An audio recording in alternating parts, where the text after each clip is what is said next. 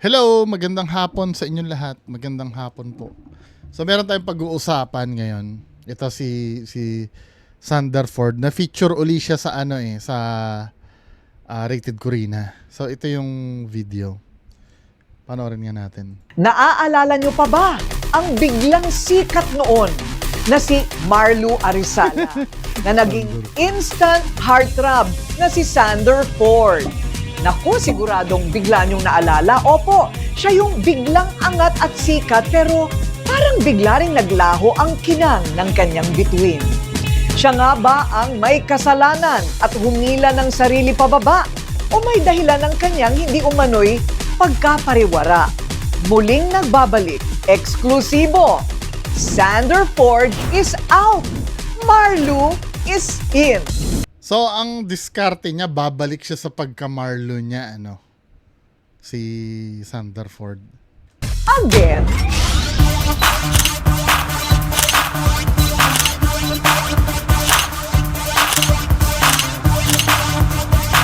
Sino ba naman ang makakalimot? Noong 2017, naganap ang pinaka-pinag-usapang makeover. Tagal na rin, Greatest transformation sa buong bansa. Ang internet sensation naging instant heartthrob. Si Marlu Arizala, abay naging si Sander Ford sa isang iglap. Let's welcome Sander Ford! Kinakiligan ng buong Pilipinas. Hinangaan ng mga fans at dito nyo po siya unang nakilala sa ating programa. Goodbye, Marlu na nga, and say hello to Sander Ford. Palakpakan naman dyan! Parang yung kulay ng mukha niya dati nun. Alam mo yung... Sorry ha, parang alam mo yung makeup ng patay. Kasi tinan mo yung makeup ni Corina. Tapos, yung kutis ng tatay niya, nanay niya. Siya iba ang siguro, ang pangit ng pagkaka-makeup sa kanya nun dati. Kasi maitim siya na pinipilit na pumuti. Hindi na natural. Pero laki ng pinagbago niya talaga nung naretoke siya. As in talagang parang ibang tao. Di ba? Pero sa mga nagka-amnesia na, refresher lang muna tayo. Sino nga ba itong si Marlu Arizala noon? Hi, my name is Marlu Arizala. 2015 nang pagpiestahan at umingay ang pangalang Marlu Arizala sa social media.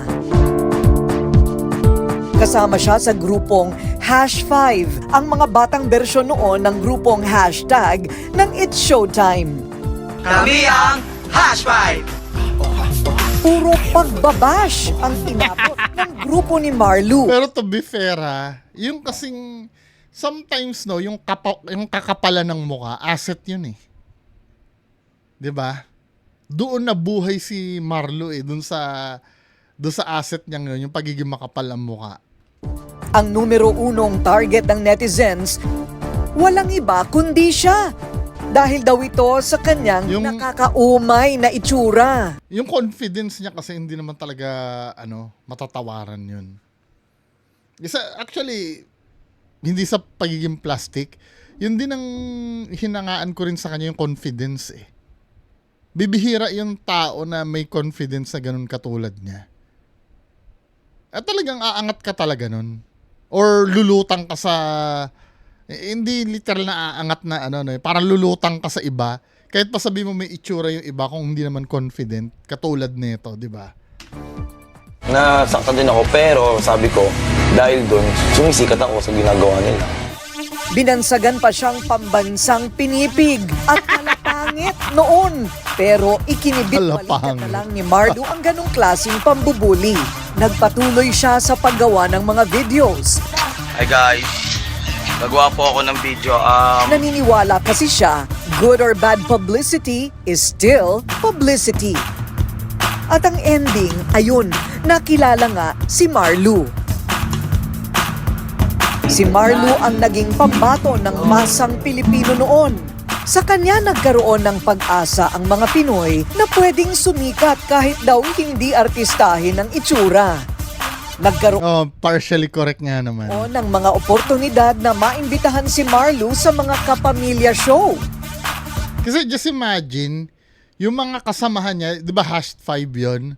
Yung mga kasamahan niya, hindi naman ganun kapangit katulad niya eh. Pero kasi, iba yung confidence kasi ni Marlo nun talaga. Ma-personality siya. Pang-artista, yung personality niya nun, pang-artista talaga. Yung game sa lahat pagka, hindi yung, di ba yung iba, pag ganyan na itsura, mababawasan na yung confidence, hindi na makadiskarte. Siya, focus talaga siya nun eh. Pinatikim sa kanya ang kaunting ningning ng showbiz. Pero hindi pa man nagiging sikat, nilamon na ng kakarampot na kasikatan itong si Marlu. Yan ang naging problem talaga. Kay hindi siya natututo. 'Di ba? Ilang beses na siyang nagkaroon ng controversy eh. Hindi talaga siya natututo. Yan ang naging problem kay Marlo. Swerteng may kumupkop na bagong mga managers. Tinulungan siyang makabalik sa showbiz. Sa pagbabalik entablado ni Marlu, isang pasabog agad ang iniregalo niya sa iilang fans noon. Yung time kasi niyon, sikat ako because kung gusto mo magpailong, mahahanap mo ako eh. In a party, mayroon siyang kaibigan na nagawa ko, na nagandahan siya. So nag-text siya, sabi niya, Dok, si Marlo to, so ito yung background ko, and if kung gusto mo, pwede tayo mag-ex-deal or discountan mo na lang ako. Ang Marlu na binubuli, mag-iiba na ang kapalaran. Katuwang ang ating programa. Sinubaybayan natin So meaning siya pala yung pagkakaalam ko dati parang siya yung nilapitan. Siya pala yung lumapit, no. Talagang gusto niya pala talaga na magpa-opera. ng kanyang ultimate transformation mula konsultasyon, operasyon, hanggang sa grand reveal at tinaguriang kapanganakan ni Sander Ford. Naroon ang Rated K.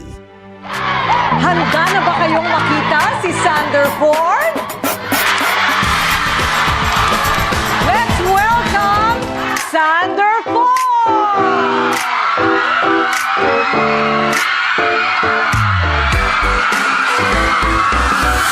Araw-araw ikaw ang gusto kong kasama. Buhay ko'y kumpleto na tuwing nandito ka.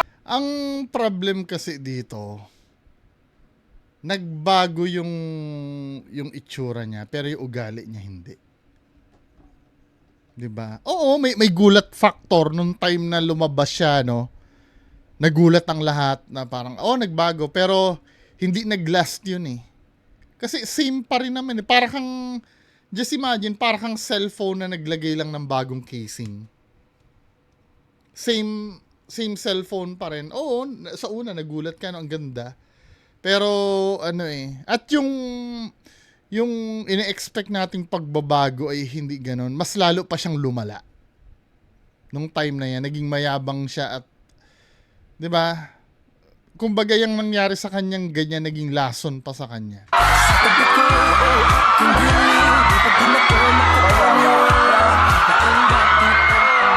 Diba? Iyak ang nanay at tatay, Mahigit po na isang buwan po hindi ko siya nakita. Ay, nag-alala po ako sa kanya. Pero salamat po sa Panginoon. Kasi po naging success po ang kanyang yung pagpagawa po sa kanyang ilong. Lahat-lahat. O tatay, bakit ka naman umiiyak? Bakit? Hindi na nanibago rin lang ako at siyempre Hindi naman ganun ka anong tatay niya, no? More on nakuha niya siguro yung itsura niya sa nanay niya. Medyo okay naman yung tatay niya, yo. Yung nanay niya, tinan nyo. No? Sa nanay niya siguro nakuha yung dating kamukha ko. Mula noon, naging phenomenal ang pangalang Sander Ford sa buong bansa. Kabi-kabila ang naging guesting niya sa loob at labas ng Kapamilya Network. Natupad ang ultimate dream ni Sander, ang magbago ng kapalaran. Pero tila iba ang biro ng tadhana sa kanya. ang mabilis na pag-angat ng kanyang karera ay siya ring bigla ang pagbulusok pababa at pagkapariwara. Ano Wala kasi nag-guide sa kanya nun. Or may nag-guide sa kanya, hindi niya pinapakinggan. Kasi ang akala niya, ang pagiging celebrity ay sa itsura lang talaga nakabase. Well, partially true, di ba? Kasi hindi ka naman sa panahon ngayon at kadalasan kung hindi ka rin lang may itsura, hindi ka magiging artista eh. Partially true, pero may mga artista naman na hindi naman ganun kagwapuhan, pero talagang may category sila eh. Pwede sila maging komedyante or maging serious role, 'di ba? Yung katulad ng tatay ka ng o kapatid ka, supporting, pwede kasi 'yun eh. Pero si Sanderford kasi kahit nabigyan siya ng pagkakataon, ang akala niya lang kasi yung pagiging pogi niya, yun na yun. Hindi niya na kailangan mag-improve pa. 'Di ba? Darating ang time kasi yung mga tao mafi-fed up din sa iyo eh. Sa una lang 'yan, syempre bago pa yung mukha mo eh, 'di ba? Pero pagka tumagal-tagal at hindi mo inalagaan yung kasama na diyan yung pakikisama mo, yung attitude mo, wala din eh. nga ba ang totoong kwento? Bakit biglang lumamlam ang career ni Sanderford? Scripted daw ang mga issues sa'yo. Tinatanong nila, Itsura niya bumabalik na dati.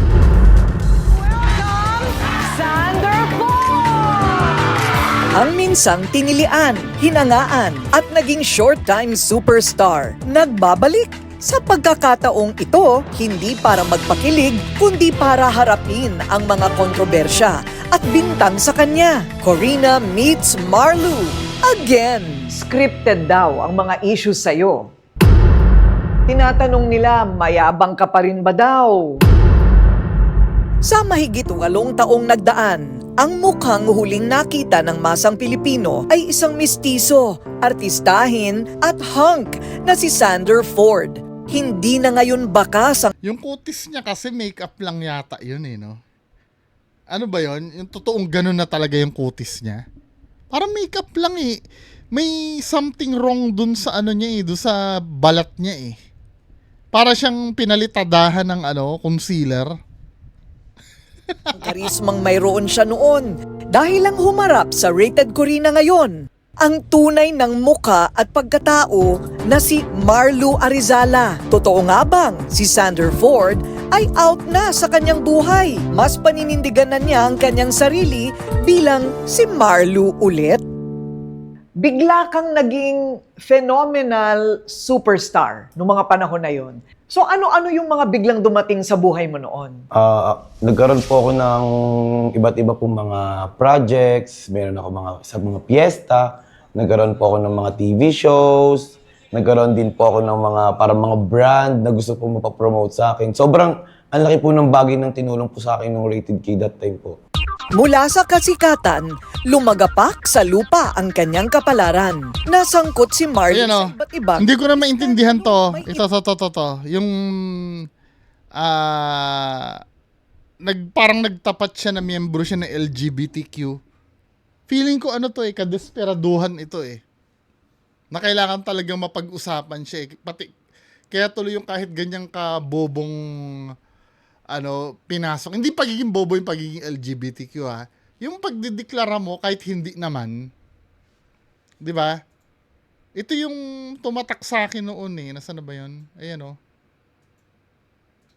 I am part of LGBTQ. Bisexual daw siya.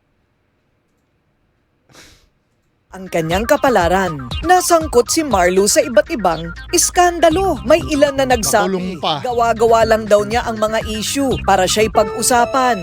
Ito nga rin daw ang naging mitya para unti-unting talikuran siya ng mga taong nagtiwala noon sa kanya.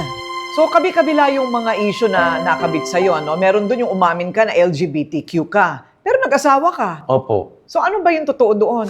Kung ano yung nasa paligid ko, kung ano yung ang tawag dito nakakasama ko. Nagsisinungaling ka na naman eh. Sana sinabi mo na lang na ginawa ko lang po yun for clout. Para new beginning ka na. sometimes, no, kailangan yung i-admit yung pagkakamali nyo dati. Mahirap yun eh.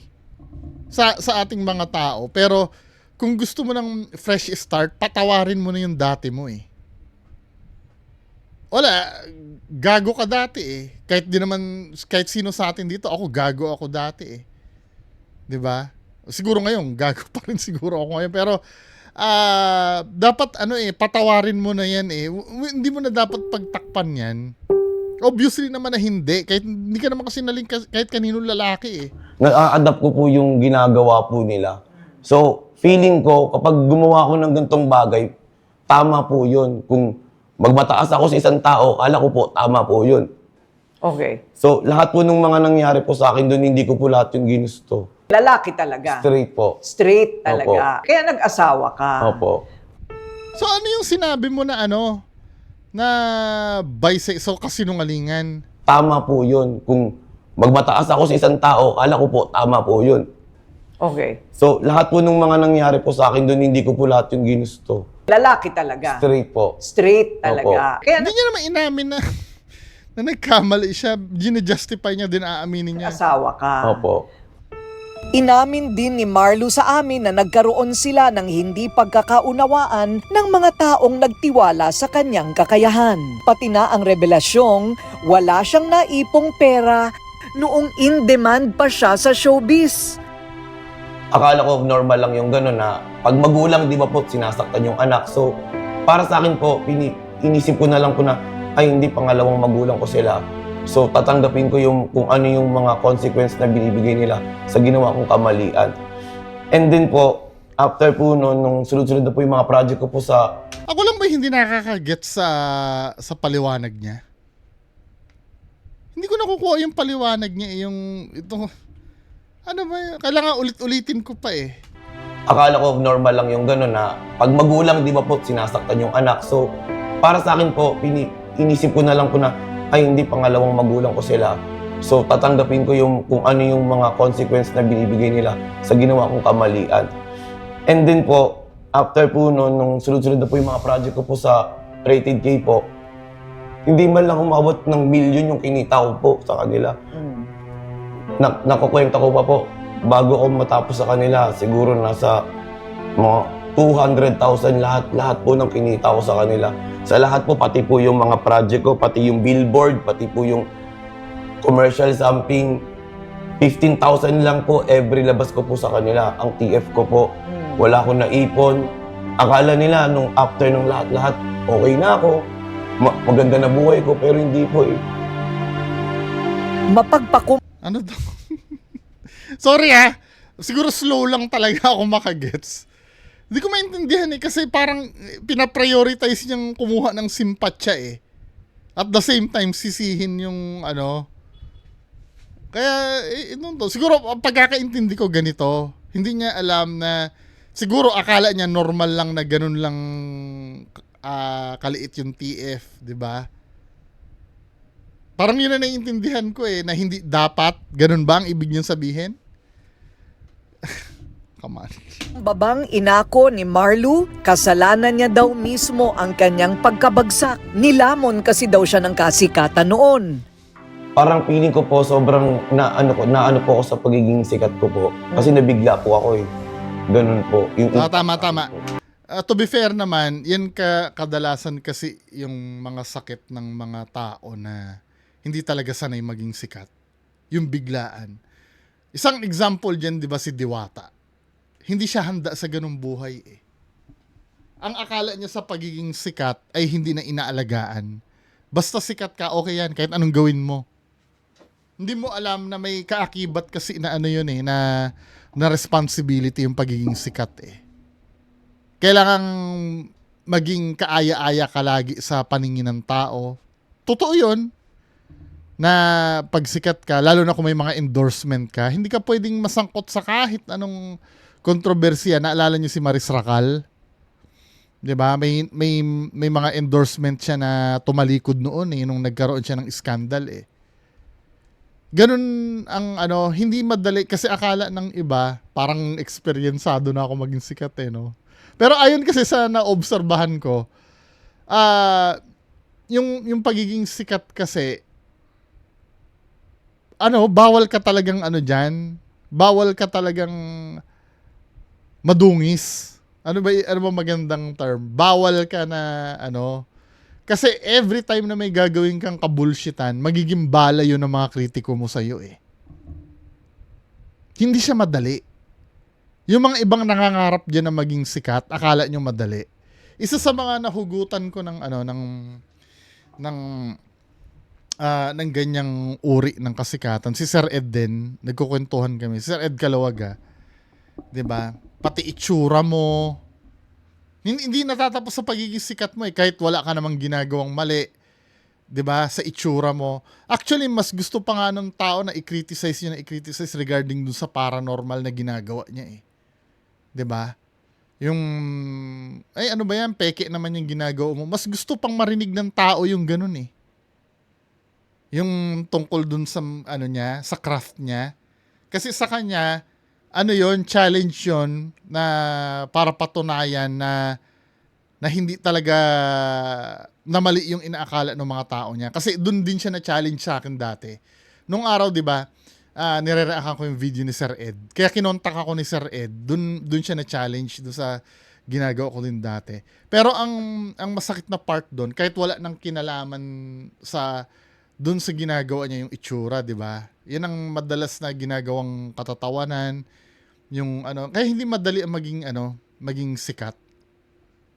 Lahat 'yan sisilipin sa iyo, ultimo paano ka magsalita, paano kang magdamit, 'di ba? Na kung tutuusin wala nang kinalaman 'yun sa wala nang kinalaman 'yun sa gagawin mo eh. 'Di ba yan din yung napag-usapan natin sa yung pinag-usapan natin yung Bini, 'di ba? Kung tutuusin, ang dapat lang pansinin natin sa Bini, kung maganda ba yung kanta nila o hindi, magaling ba silang sumayaw, hindi eh. Pag celebrity ka kasi, lahat ng pwedeng silipin sa'yo, sisilipin, hindi siya madali. The way kang kumain, 'di ba? Naalala ko nga dati si Marian Rivera noon eh. Yung mga early pa lang na social media, nagba-viral na yon yung pagdukot niya pa lang ng muta niya na binibilog niya. May mga ganun eh. Kaya talagang sobrang ingat mo talaga dapat diyan. Lalo na sa pagsasalita mo. Kasi pwede kasing palabasin ng ibang tao pag nagsalita ka. Kung hindi ka maingat, pwedeng palabasin ng ibang tao, mali yung konteksto ng sinasabi mo. Sa muli naming face-to-face na paghaharap, gusto niya raw patunayan bagong Marlu na ang aking makakausap. Sa pangalawang pagkakataon, Ilang beses na kasi siyang binigyan ng chance talaga eh. Talagang dumadating sa kanya, una talaga sa kanya pera eh. 'Di ba? Pero who knows, 'di ba? Malay mo. Yung chance naman kasi hangga't dumarating yan, kaya ka nabibigyan ng chance. Ibig sabihin, may chance ka pa talaga magbago. Pero wag mo hihintayin na mapagod yung mga magbibigay sa'yo ng chance. ipinakita sa amin ni Marlu ang bagong transformasyon sa kanyang sarili. Hindi na pisikal, kundi sa kanyang personal na buhay. May asawa na siya, ang dating binansagang pasaway at mayabang na Sander Ford. Tatay na rin siya ngayon sa 2 taong gulang na anak. Nagpapaka-responsable at nagpapakatino bilang asawa at ama. So ngayon na meron ka ng asawa at anak, ano nga ang nabago Sa akin buhay po, mo? kasi dati po talagang sarili ko lang iniisip ko kung saan lang ako napupunta, show, taping, tapos medyo may mga lakad kung saan po. Ngayon po kasi meron akong asawa, may priority na ako, kailangan ko ng... Iba yung nagpatulfo, Hindi ito yung nagpatulfo o siya rin? Pera na dapat igagastos ko para sa sarili ko, hindi na po pwede kasi may anak na po ako. Yung family ko, yung parents ko, hindi ko pa rin sila pwedeng kalimutan po. Totoo yung sinasabi na na pag may anak ka talaga magbabago ang lahat. Dahil ayaw mo ng mawalan eh pag may anak ka dahil kawawa yung anak mo pagka Dahan-dahan, muling bumabalik si Marlo sa sinag ng ilaw ng showbiz. Alam niyang matagal ulit na proseso ito, pero handa daw siyang maghintay. Sa paggawa ng mga vlogs, muli siyang napapansin. At ang asawang si Jenna, pinasok na rin ang mundo ng social media. So yan guys, maayos na ng tindahan. Sa tulong ng ilang mga fans, nakapagpatayo sila ng maliit na tindahan para matustusan ang pang-araw-araw na pangangailangan. Bakit ko nga ba sinusuportahan at tinutulungan si Sander? Kasi nakikita ko sa kanya ang isang ama, asawa at anak na nagsisikap. At yan wag niyong sisirain ang tiwala ng mga nagtitiwala sa inyo o ng mga fans niyo. Kasi yan ang bumubuhay sa inyo sa mundo ng ganito eh. Wag niyong sisirain yan. Wag niyong sisirain talaga yung mga tiwala ng mga supporters niyo. Ito yung number 1. Kasi yan yung nanonood sa inyo araw-araw eh. Sila yung reason kung bakit nagkakaroon ng views yung videos nyo. 'Di ba? Yan ang wag niyong lolokohin yung mga yan. Yung mga sumusuporta sa inyo. Kasi ito yung mga viewers na yan ang boss natin eh. 'Di ba? Hindi ka lang panoorin yan, tapos na yung karir mo. Parang customer yan, 'di ba? Pagka halimbawa may tindahan ka or may restaurant ka, pwede kang pabagsakin ng customer just by simply hindi na sila bibili sa wala ka nang kikitain nun. 'Di ba? Kaya kapag naramdaman nito mga to na inulul mo sila, aalis yung mga yan. Huwag mong isisisi sa iba na siniraan ka. Dahil kahit siraan ka ng iba, nandiyan yung mga yan para magtanggol sa'yo. For example, kay Donsky, no? Actually, hindi na paninira yung ginagawa kay Donsky eh. Donsky Gash TV. Totoo na yung sinasabi. Pero nandun pa rin yung mga fans niya, mahal na mahal pa rin siya. Kaya mahalaga itong mga to. Ito yung magtatanggol sa'yo. Ito yung tutulong sa'yo pagka ka. Yan ang, kaya nga napapansin nyo, di ba? Kahit na ako konti lang ang nanonood sa akin, minimake sure ko sa gabi, basta may nabasa akong shoutout, sinashoutout ko talaga. Dahil yun lang ang paraan ko para makabawi sa inyo. Kahit ba iilan lang kayo, mga 20 peraso lang kayo dyan, o 100. Kumpara sa ibang libo-libo na nanonood sa akin, nagtsatsaga kayo sa akin, maano man lang ba na ma-shoutout ko kayo, di ba? Kung yun lang naman ang hinihingi nyo sa akin, ba't di ko ibibigay, di ba? Maibigay lahat ng pangangailangan ng kanyang pamilya.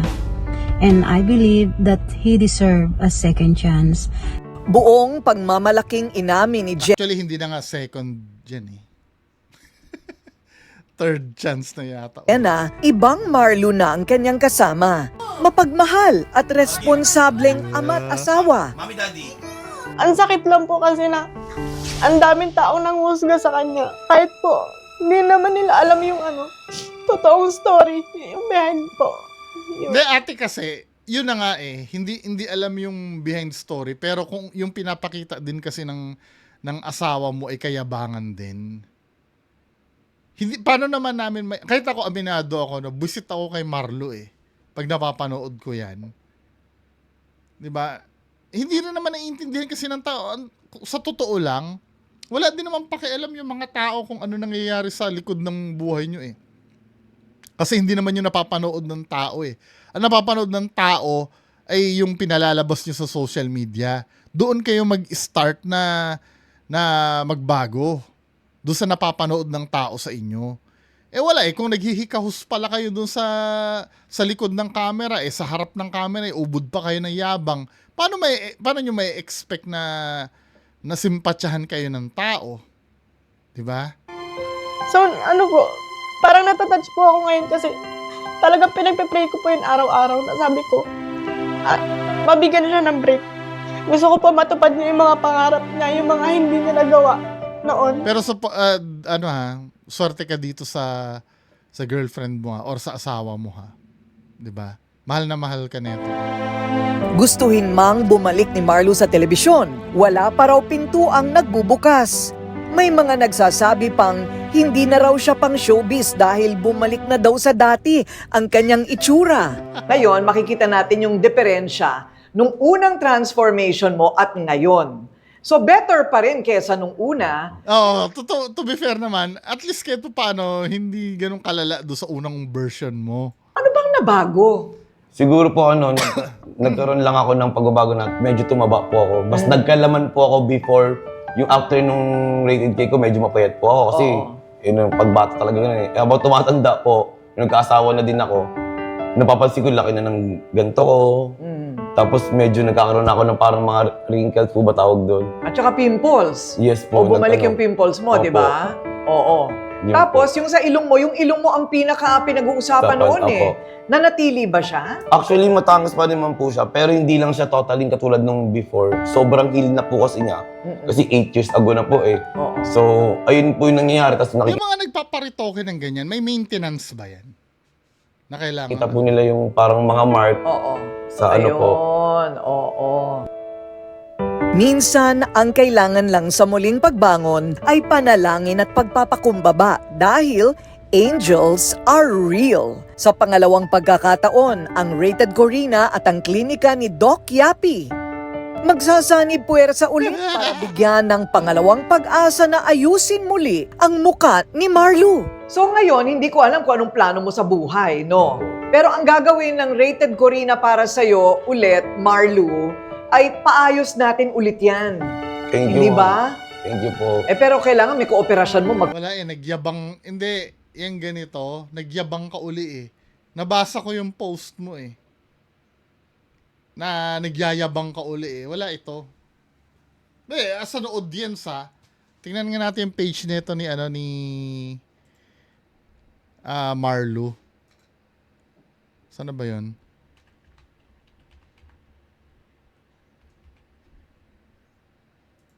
Nagyabang ka uli eh. Nakita ko yun eh.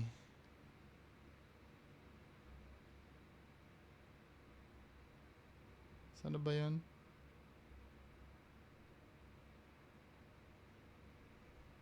Ayun medyo mahangin-hangin ka na ulimin eh. Wala ito. Ano ba yun? Ano itong, mama niya, Anyway, hindi, meron ditong meron dito na post ka eh. Nabuisit ako dun eh. Ialis na natin yung tulungan niyo siya sa nanay niya, humingi siya ng tulong eh. Sana ba yun?